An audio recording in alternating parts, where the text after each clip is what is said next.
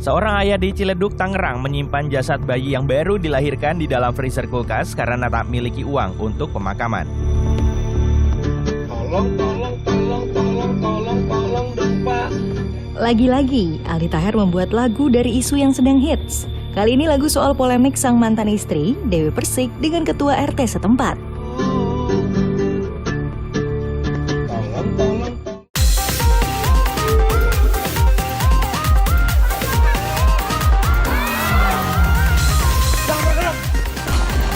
Mohon maaf sebesar-besarnya kepada istri saya.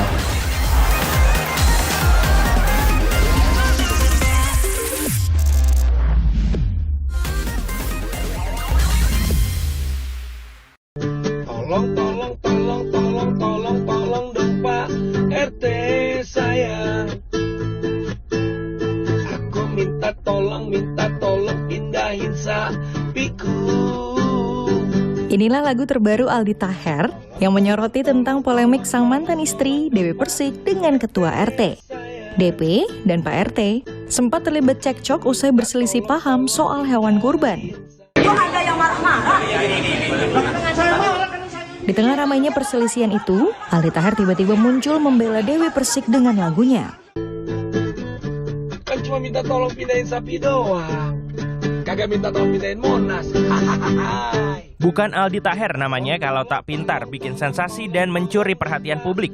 Lagu ciptaan Aldi Taher juga selalu linear dengan berita terkini. Berikut beragam lagu ciptaan Aldi Taher yang membuat publik geger.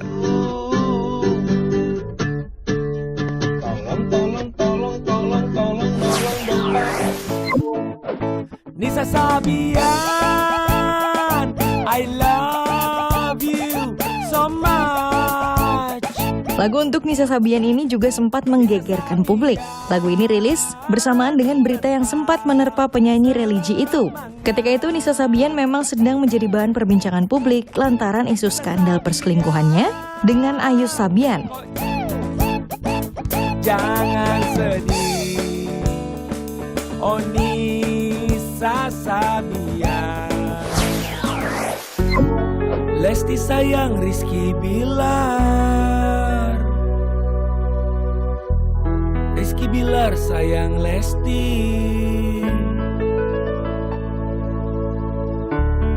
Mereka saling mencintai.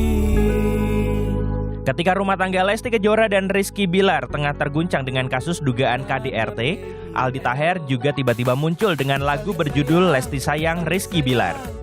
Tak hanya lagu Aldi Taher yang menggegerkan publik, kasus Lesti Bilar pun sempat trending topik. Bilar bahkan sempat ditahan polisi atas dugaan KDRT. Kasus ini berakhir damai setelah Lesti memaafkan sang suami Rizky Bilar. Saling sayang, saling sayang, saling maaf, saling maaf, saling sayang, saling sayang, saling maaf. Why you don't come to Indonesia, Mr. Messi? Why? Please come to Indonesia, man. We waiting for you, bro. We love you. Batalnya bintang sepak bola dunia asal Argentina Lionel Messi datang ke Indonesia juga memunculkan lagu baru dari Aldi Taher. Lagu dengan judul Why Mr. Messi Why ini bahkan diunggah oleh akun resmi FIFA. Namun sayang, lagu ini tak juga meluluhkan hati Messi untuk datang bertanding di Indonesia. Why you don't come to Indonesia? Why you don't come to Indonesia? Why you don't come? Oh, Mr. Messi.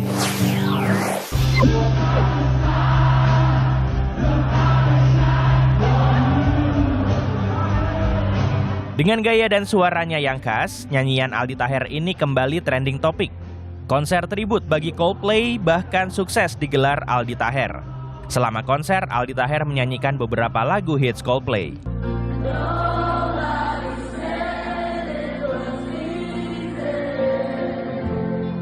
Tiket termahal seharga 100 juta rupiah bahkan laku terjual.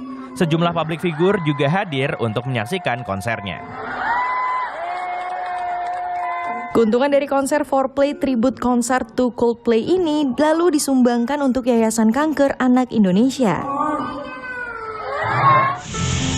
Gua pengen hasil gue nyanyi ini, insya Allah gue mau sumbangin untuk Yayasan Kanker Anak Indonesia. Saya ini pejuang kanker. Saya ini kemo 6 kali. Saya ini adalah bagian dari teman-teman pejuang kanker. Saya pengen memberikan semangat untuk para teman-teman yang berjuang melawan sakit di luar sana. Kita bisa bangkit. Ya, aksi donasi ini dilakukan karena Aldi Taher merupakan penyintas kanker. Ia pernah mengidap kanker kelenjar getah bening stadium 2 pada tahun 2016. Hal ini membuatnya harus vakum dari dunia hiburan. Setelah menjalani 6 kali kemoterapi, akhirnya Aldi Taher dinyatakan bebas kanker.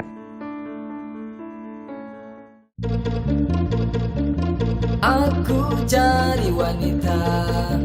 Aldi Taher pertama kali terjun ke dunia hiburan usai menjadi finalis cover boy di sebuah majalah remaja tahun 2001. Ia pun mulai meluaskan karir di dunia hiburan dengan menjadi presenter dan aktor. Karir Aldi Taher sebagai seorang penyanyi dimulai sejak ia mengisi beberapa soundtrack layar lebar bersama Nadia Vega, mantan kekasihnya. Aldi pernah tergabung dalam radio band bersama Raffi Ahmad dan Irwan Syah. Aldi juga membentuk grup bernama Duo King Kong.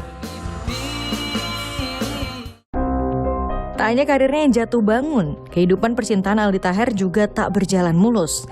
Setelah putus dengan Nadia Vega, Aldi dikabarkan dekat dengan penyanyi dangdut Dewi Persik dan mengaku telah menikah siri pada 4 Juli 2008. Setahun setelah pernikahan itu diresmikan secara hukum, Aldi justru menggugat cerai Dewi Persik pada September 2009. Pada tahun 2014, Aldi menikah dengan Georgia Aisyah, seorang dokter gigi. Dari pernikahan ini, mereka dikaruniai 2 anak. Lagi-lagi pernikahan Aldi Taher harus kandas. Aldi digugat cerai oleh istrinya yang saat itu sedang hamil pada Oktober 2017. Mereka resmi bercerai di tahun 2018 saat Aldi tengah sakit kanker. Pada tahun 2020, Aldi Taher menikah lagi dengan Salsabilih dan dikaruniai 1 orang anak. Kehidupan pernikahan mereka masih langgeng sampai sekarang. Dinobatkan netizen sebagai duta bingung se-Indonesia, kiprahnya di dunia politik juga bikin bingung. Untuk Pileg 2024, pencalonan Aldi Taher sempat didaftarkan oleh 2 partai, yaitu Partai Bulan Bintang dan Perindo. Oleh PBB, Aldi Taher didaftarkan sebagai Bacalek DPRD DKI Jakarta. Sementara oleh Perindo, ia masuk daftar Bacalek DPR RI. Namun akhirnya Aldi Taher mundur dari PBB dan memilih Perindo. Gue nyalek nggak perlu modal uang, modal bismillah. Karena justru gue kan bekerja, ngelamar kerja kepada rakyat, nanti kerja gue bagus, kinerja bagus digaji. Kalau nggak bagus, korupsi dipecat, bahkan masuk penjara, nauzubillah. Jangan sampai ya. Kalau tanya, gue mau ngapain, pilih aja dulu. Informasi menarik lainnya akan hadir usai jeda, tetaplah di Pop News.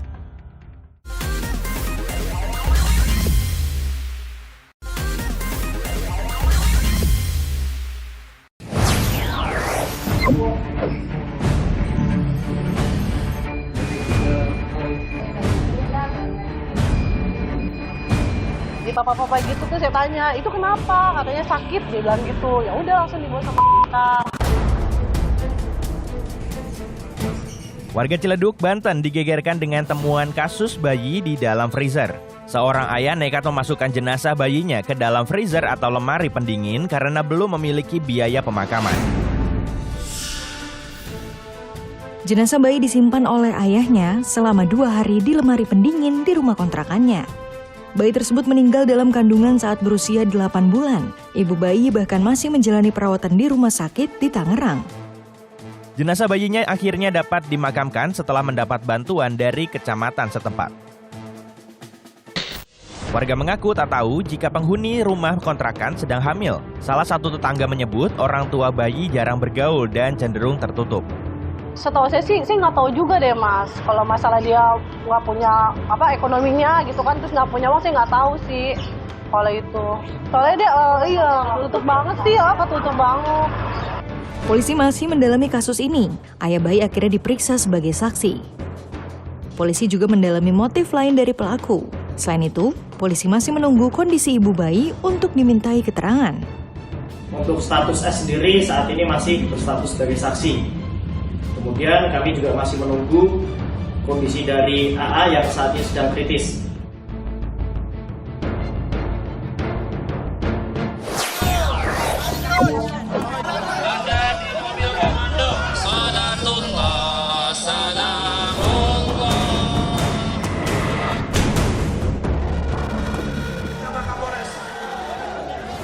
Unjuk rasa di depan Ponpes Al Zaitun lagi-lagi ricuh. Aksi saling dorong antara massa dengan polisi terjadi karena para pendemo memaksa mendekat ke depan Ponpes. Dalam demo kali ini, massa meminta Al Zaitun ditutup permanen. Selain demo yang tak berkesudahan, publik juga lagi-lagi dikejutkan dengan ditemukannya 256 rekening atas nama pimpinan Pondok Pesantren Al Zaitun, Panji Gumilang. Temuan ini dibuka oleh Pusat Pelaporan dan Analisis Transaksi Keuangan atau PPATK. Ratusan rekening ini ditemukan menggunakan 6 nama berbeda. Di antaranya Abu Toto Panji Gumilang dan Abdus Salam Panji Gumilang. Ada Abu Toto, ada Panji Gumilang, ada Abdus Salam, pokoknya 6 lah. Dan dari situ semua ada 256 rekening atas nama dia dan 33 rekening atas nama institusi, jadi 289.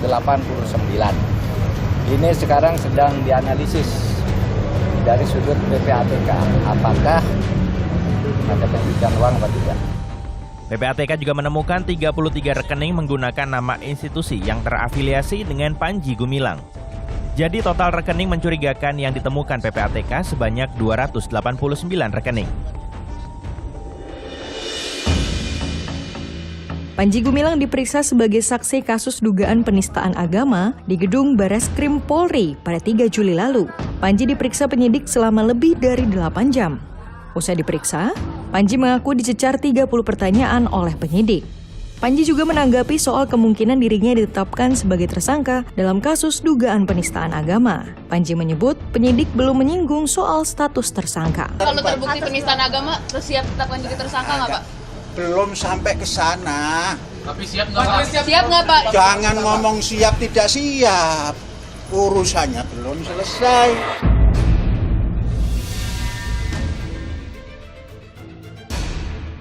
Dari hasil gelar perkara, penyidik meyakini terdapat unsur pidana, sehingga kasusnya kini telah naik ke tahap penyidikan dan polisi akan berupaya melengkapi barang bukti. Dari penyelidikan dinaikkan menjadi penyidikan. Dan mulai besok, terhitung mulai besok, kami sudah melaksanakan upaya-upaya penyidikan. Perlu kami tambahkan bahwa kami sudah memeriksa 4 orang saksi, kemudian 5 orang ahli, dan juga terlapor. Tim gabungan saat ini tengah menyiapkan 3 skenario untuk penyelesaian kasus dugaan penistaan agama oleh pimpinan Ponpes Al Zaitun Panji Gumilang. Untuk tindak pidana atau masalah hukum akan ditangani oleh Polri. Dalam waktu bersamaan, administrasi pendidikannya pun tetap akan dipantau dan dibina oleh pemerintah. Lalu urusan keamanan, sosial, dan politik yang akan ditangani Gubernur Jawa Barat Ridwan Kamil serta aparat.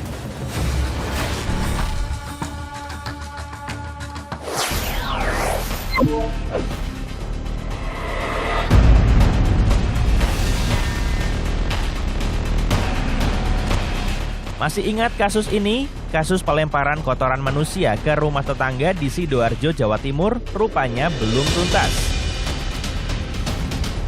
Sebulan berlalu, Mas Riah kini telah bebas. Pelaku pelemparan kotoran dan urin ini telah tuntas menjalani hukumannya.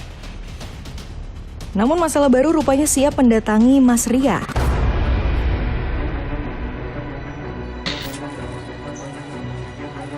Korban yang bernama Wiwik, sepemilik rumah yang dilempari kotoran dan urin ke Mas Riah, berencana melayangkan gugatan perdata pada Mas Riah ke Pengadilan Negeri Sidoarjo. Tidak tanggung-tanggung, Wiwik akan mengugat Mas Riah dengan ganti rugi sekitar 1 miliar rupiah. Gugatan ini diajukan karena Wiwik merasa hukuman yang dijatuhkan pada Mas Riah terlalu ringan. Untuk kerugian materialnya ini itu sekitar 130 juta. 130 juta itu melingkupi untuk penggantian pagar rumah, penggantian sofa, terus pengecatan rumah, sama penggantian pembelian karbol. Untuk gugatan yang kerugian imaterialnya itu yang 1 miliar itu berkaitan dengan tentang psikisnya Bu Wiwi beserta keluarga, karena kan sejak 2016 sampai 2023 ini kan psikisnya dia kan juga tertekan. Sejak 2017, pelaku melempari rumah tetangganya dengan sampah hingga kotoran manusia. Akibatnya, pagar rumah korban jadi bernoda dan berbau tak sedap. Itu kotorannya apa aja, Bu? Oh, ya macam-macam. Kotoran sayur yang busuk, nasi yang busuk, air kencing, air besar, itu uli.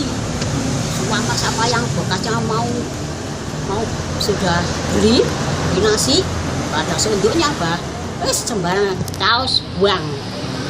Setiap hari sampai berapa macam, sama saya itu bosan. Kasus ini bermula saat korban membeli rumah warisan orang tua Mas Riah pada tahun 2016. Tak terima, Mas Riah lalu meneror rumah yang telah menjadi milik korban dengan lemparan kotoran. Mediasi terus dilakukan namun berujung buntu, hingga akhirnya kasus ini dibawa ke jalur hukum. Pada 23 Mei lalu, Mas Riah akhirnya ditetapkan sebagai tersangka. Ia dijerat Perda tentang Ketertiban Umum dan Ketentraman Masyarakat. Pada 31 Mei, Mas Riah divonis kurungan penjara 1 bulan. Usai vonis diketok, Mas Riah langsung ditahan di Kejaksaan Negeri Sidoarjo.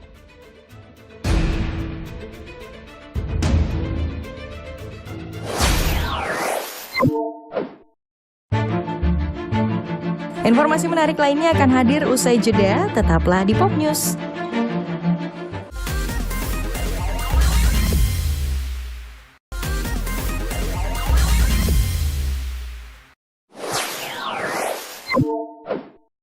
Kalau ke PRJ sih setiap tahun ya. Biasanya tuh jalan-jalan di PRJ sama keluarga, terus suka dapet tiket gratis juga sih. Semuanya diincer sih pengennya. Terutama yang gini-gini nih, jajanan gini-gini nih. Ciri khas PRJ. Ada dong pasti barang-barang yang promo, yang diskonan, terus juga barang yang unik, yang lagi viral saat ini. Jakarta Fair atau yang biasa kita sebut dengan PRJ masih digelar di J-Expo Kemayoran hingga 16 Juli nanti. Acara tahunan yang sudah digelar sejak pertengahan bulan Juni lalu masih terus didatangi masyarakat. Hingga hari ke-17 saja, jumlah pengunjung PRJ sudah mencapai 2,5 juta pengunjung. Sebagai perbandingan, di tahun 2022, jumlah pengunjung PRJ tercatat 6,9 juta dengan total transaksi 7,5 triliun rupiah. Kuliner, fashion, otomotif, hingga hiburan konser musik dengan artis-artis ternama ibu kota masih jadi incaran. Dan menariknya di PRJ, tentunya diskon dari produk tertentu yang tidak ditawarkan di tempat lain. Nah, bagi yang belum sempat berkunjung ke PRJ, Pop News memiliki tips meraih untung saat datang ke PRJ. Berikut informasinya. Pertama, beli tiket secara online. Sebenarnya, ada 2 cara membeli tiket masuk PRJ, yakni membeli tiket secara langsung di loket PRJ dan juga melalui online. Namun agar praktis dan tidak perlu mengantre di depan loket, disarankan untuk membeli tiket secara online. Lalu bagaimana caranya? Tiket bisa dibeli di website www.jakartafair.co.id. Setelah itu, pilih menu beli tiket di pojok kanan atas, lalu pilih tanggal kunjungan.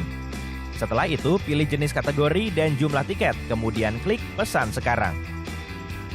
Jangan lupa untuk mengisi informasi data diri pengunjung.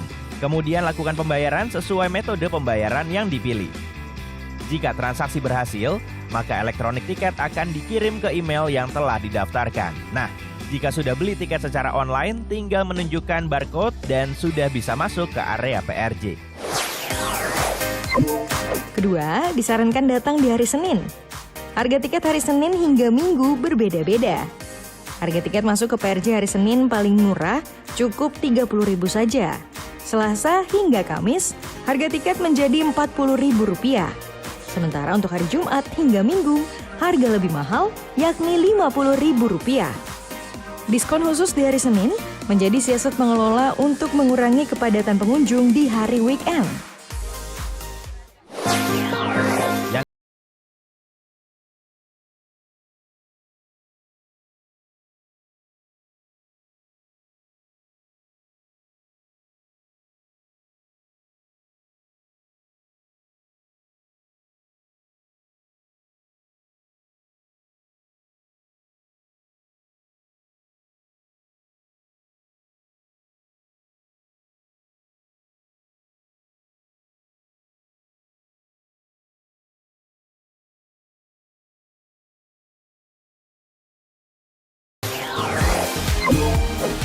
Banyaknya promo dan juga diskon yang diberikan tentunya dapat membuat pengunjung kewalahan dalam membawa banyaknya barang.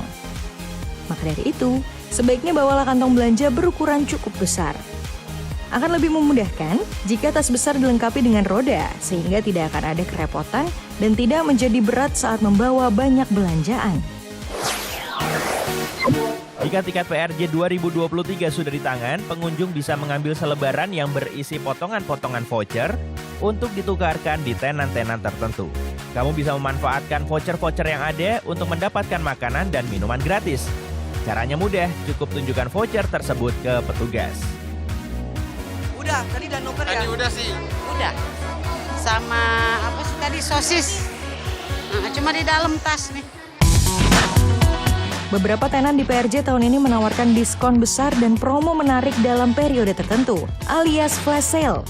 Nah, jika tertarik membeli barang-barang dengan harga diskon khusus, pengunjung bisa datang di jam-jam yang sudah ditentukan. Selain siapkan isi dompet, siapkan juga fisik yang kuat. Di event tahunan terbesar se-Asia Tenggara ini terdapat 2.500 tenan dan 1.500 booth yang bisa dikunjungi. Belum lagi kalau harus antre saat akan membeli produk-produk viral seperti antrean outlet kuliner all you can eat ini. Gimana? Sudah siap ke PRJ? Oh ya, jangan lupa untuk selalu waspada saat berada di areal PRJ. Selamat berkunjung ke PRJ.